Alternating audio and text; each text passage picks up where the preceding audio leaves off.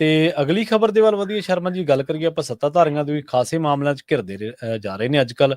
Truck union ਦੀ ਪ੍ਰਧਾਨਗੀ ਆਪਾਂ ਦੇਖਿਆ, ਪੁਰਾਣੀਆਂ ਜਿਹੜੀਆਂ ਸਿਆਸੀ ਪਾਰਟੀਆਂ ਉਹਨਾਂ ਦੇ ਰਾਜ ਦੇ ਵਿੱਚ ਵੀ ਇਹ ਕੁਛ ਹੁੰਦਾ ਰਿਹਾ।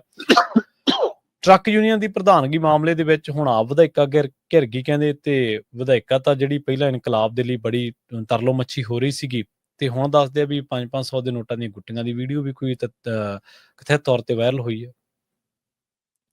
ਬਿਲਕੁਲ ਪ੍ਰਵੀਨ ਜੀ, ਪੰਜਾਬ ਦੇ ਵਿੱਚ ਟਰੱਕ ਯੂਨੀਅਨ ਦੀ ਪ੍ਰਧਾਨਗੀ ਬਹੁਤ ਅਹਿਮ ਰਹੀ ਹੈ। ਜਿਵੇਂ ਸਾਡੇ ਮਾਰਕੀਟ ਕਮੇਟੀਆਂ ਦੀ ਮਸਲਾ ਹੁੰਦਾ ਨਾ, ਉਸੇ ਤਰ੍ਹਾਂ ਦਾ ਲਗਭਗ ਟਰੱਕ ਯੂਨੀਅਨ ਦਾ ਉਹਦੇ ਨਾਲ ਵੀ ਬੜਾ ਹੀ ਹੁੰਦਾ ਜੀ ਜੀ, ਬਿਲਕੁਲ ਬਿਲਕੁਲ, ਹੈ ਨਾ ਪੂਰਾ, ਕਿਉਂਕਿ ਕਾਫੀ ਫਾਈਨਾਂਸ ਉਹਦੇ ਨਾਲ ਜੁੜਿਆ ਹੁੰਦਾ ਹੈ, MLA ਦੀ ਚੋਣ ਉਹਦੇ ਨਾਲ ਜੁੜੀ ਹੁੰਦੀ ਹੈ, ਬਹੁਤ ਹੈ ਨਾ ਕੰਮਕਾਰ ਉਹਦੇ ਨਾਲ ਜੁੜਿਆ ਹੁੰਦਾ। ਸੋ ਇਸ ਲਈ ਉਹ ਬੜੀ ਖਾਸ ਕਰ ਬੜੀਆਂ ਟਰੱਕ ਯੂਨੀਅਨ ਤਾਂ ਪੁੱਛੋ ਨਾ। ਹੁਣ ਸੰਗਰੂਰ ਖੇਤਰ ਮੁੱਖ ਮੰਤਰੀ ਸਾਹਿਬ ਦਾ ਆਪਣਾ ਖੇਤਰ ਹੈ, ਤੇ ਉਸ ਖੇਤਰ ਦੇ ਵਿੱਚ ਭਵਾਨੀਗੜ੍ਹ ਦੀ ਜਿਹੜੀ ਮਤਲਬ ਕਿ ਟਰੱਕ ਯੂਨੀਅਨ ਹੈ, ਉੱਥੇ ਦੀ ਪ੍ਰਧਾਨਗੀ ਦੀ ਚੋਣ ਦਾ ਮਾਮਲਾ ਤੇ ਬੀਬੀ ਨਰਿੰਦਰ ਕੌਰ ਭਰਾਜ ਦਾ ਇਲਾਕਾ। ਹੁਣ ਬਿਲਕੁਲ ਪੁਰਾਣੇ ਚ ਵਰਤਾਰੇ ਬਹੁਤ ਵਾਪਰੇ ਨੇ ਕਿ ਆਪਣੀ ਮਰਜ਼ੀ ਦੇ ਬਣਾਉਣੇ, ਕਿਉਂ ਬਣਾਉਣੇ, ਲੜਾਈਆਂ ਝਗੜਾ ਕਤਲੋਗਾਤ ਤੱਕ ਖੁੱਲੀ ਤੱਕ ਵੀ ਘਟਨਾਵਾਂ ਵਾਪਰੀ। ਹਾਂਜੀ ਹਾਂਜੀ, ਪਰ ਉੱਥੇ ਕਦੇ ਏਦਾਂ ਸਿੱਧਾ ਇਹੋ ਜਿਹਾ ਹਾਲਤ ਨਹੀਂ ਹੋਇਆ ਕਿ ਡੱਬਾ ਮੋੜਤਾ ਜੀ, ਡੱਬਾ ਲੈ ਲਿਆ। ਵੈਸੇ ਤਾਂ ਜੀ ਦੇਖੋ ਕਿ ਇੱਕ ਪਾਸੇ ਇਮਾਨਦਾਰੀ ਦਾ ਪ੍ਰਗਟਾਵਾ ਕਿ ਅਸੀਂ ਸੌਦਾ 30 ਲੱਖ ਚ ਕੀਤਾ ਸੀ ਜੀ ਕਹਿੰਦੇ, ਤੇ ਹੁਣ ਸਾਡੇ ਕੋਲ ਆਫਰ 50 ਲੱਖ ਵਾਲੀ ਆ ਗਈ, ਅਸੀਂ 30 ਲੱਖ ਵਾਲੇ ਦਾ ਮੋੜਤਾ। ਅੱਛਾ, ਨਹੀਂ ਤਾਂ ਅਗਲੇ ਭਾਈ 80 ਲੱਖ ਵੀ ਖਾ ਲੈਂਦੇ। ਅਗਲੇ ਨੇ ਇਮਾਨਦਾਰੀ ਦੇਖੋ ਕਿੰਨੀ ਦਿਖਾਈ ਕਿ 50 ਲੱਖ ਵਾਲੇ ਨੂੰ ਪ੍ਰਧਾਨਗੀ ਦੇਤੀ, ਕਹਿੰਦੇ 30 ਲੱਖ ਮੋੜਤਾ। ਇਹ ਉਹ ਬੰਦਾ ਕਹਿ ਰਿਹਾ ਜਿਹੜਾ ਬੰਦਾ ਵਿਚਾਰਾ ਸਪਰੇਅ ਪੀ ਗਿਆ, ਅਸੀਂ ਨਹੀਂ ਕਹਿ ਰਹੇ।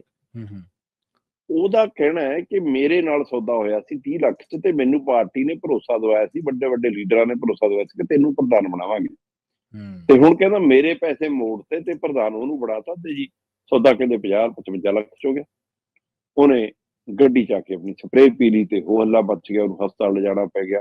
ਤੇ ਬੀਬੀ ਨਰਿੰਦਰ ਕੌਰ ਭਰਾਜ ਹੋਰਾਂ ਨੇ, MLA ਹੋਰਾਂ ਨੇ ਬਕਾਇਦਾ ਕਿਹਾ ਕਿ ਜੀ ਇਹ ਬਿਲਕੁਲ ਝੂਠ ਹੈ, ਮੈਂ ਕਿਸੇ ਨਾਲ ਪੈਸਾ ਲੈਣ ਦੇਣ ਨਹੀਂ ਕੀਤਾ, ਅਸੀਂ ਉੱਥੇ ਬੈਠ ਕੇ ਮੀਟਿੰਗ ਚ ਵੀ ਪ੍ਰਧਾਨ ਚੁਣਿਆ, ਮੇਰੇ ਤੇ ਝੂਠੇ ਦੋਸ਼ ਮੜੇ ਜਾ ਰਹੇ ਨੇ। ਪਰ ਹੁਣ ਪਛਾਣ ਦਾ ਮਸਲਾ ਬਣ ਗਿਆ ਕਿ ਇੱਕ ਬੰਦਾ ਡੱਬਿਆਂ ਚ ਪੈਸੇ ਮੋੜ ਰਿਹਾ ਤੇ ਉਹਦੀ ਆਇਡੈਂਟੀ ਹੋ ਰਹੀ ਹੈ ਕਿ ਆਹ ਬੰਦਾ ਫਲਾਣਾ। ਸੋ ਹੁਣ ਉਹ ਕਹਿੰਦੀ ਕਿ ਆਏ ਤਾਂ ਸਾਡੇ ਨਾਲ 36 ਲੋਕ ਫੋਟੋਆਂ ਖਿਚਾਉਂਦੇ ਨੇ, ਕੀ ਪਤਾ ਕਿਹੜਾ ਵਰਕਰ ਹੈ ਕਿਹੜਾ ਨਹੀਂ ਹੈ, ਕਿਹੜਾ ਪਹਿਲਾ ਵਰਕਰ ਸੀ ਬਾਅਦ ਚੋਂ ਬਦਲ ਗਿਆ। ਸੋ ਉਹਨੇ ਆਪਣੀ ਸਫਾਈ ਦਿੱਤੀ ਹੈ, ਉਹਨੇ ਇਸ ਚੀਜ਼ ਨੂੰ ਮਨਜ਼ੂਰ ਨਹੀਂ ਕੀਤਾ, ਤੇ ਪਰ ਲੋਕ ਮਨਜ਼ੂਰ ਕਰ ਰਹੇ ਨੇ। ਇਹ ਕਮਾਲ ਹੈ। ਸਹੀ ਹੈ ਜੀ।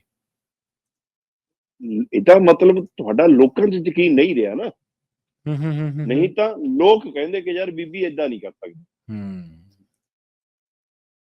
ਮਤਲਬ ਕਦੇ ਤੁਹਾਡੀ ਪਾਰਟੀ ਦੇ MLA ਤੇ ਟੂਟੀਆਂ ਦੇ ਦੋਸ਼ ਲੱਗਦੇ ਨੇ, ਸਹੀ ਹੈ ਜੀ, ਕਦੇ ਤੁਹਾਡੇ ਤੇ ਪੈਸੇ ਲੈਣ ਦੇ ਦੋਸ਼ ਲੱਗਦੇ ਨੇ, ਕਦੇ ਤੁਹਾਡੇ ਤੇ ਕਮਿਸ਼ਨ ਲੈਣ ਦੇ ਦੋਸ਼ ਲੱਗਦੇ ਨੇ, ਕਦੇ ਤੁਹਾਡੀਆਂ ਆਡੀਓ ਵਾਇਰਲ ਹੁੰਦੀਆਂ, ਕਦੇ ਕਿਸੇ ਦੀ ਵੀਡੀਓ ਦਾ ਮਸਲਾ ਆ ਜਾਂਦਾ ਹੈ ਨਾ, ਕਿੰਨਾ ਕੁਝ ਵਾਪਰ ਰਿਹਾ ਲਗਾਤਾਰ। ਤੋਂ ਇਸ ਦਾ ਮਤਲਬ ਤੁਸੀਂ ਲੋਕਾਂ ਤੋਂ ਆਪਣਾ ਯਕੀਨ ਗਵਾ ਚੁੱਕੇ ਹੋ, ਲੋਕਾਂ ਦਾ ਭਰੋਸਾ ਤੁਸੀਂ ਖੋ ਚੁੱਕੇ ਹੋ, ਤਾਂ ਹੀ ਤੁਹਾਡੇ ਕਹਿਣ ਦੇ ਬਾਵਜੂਦ ਵੀ ਲੋਕ ਇਹ ਕਹਿ ਰਹੇ ਨੇ ਕਿ ਬਾਈ ਜੀ ਸੌਦਾ ਇਹਦੇ ਚ ਹੋਇਆ।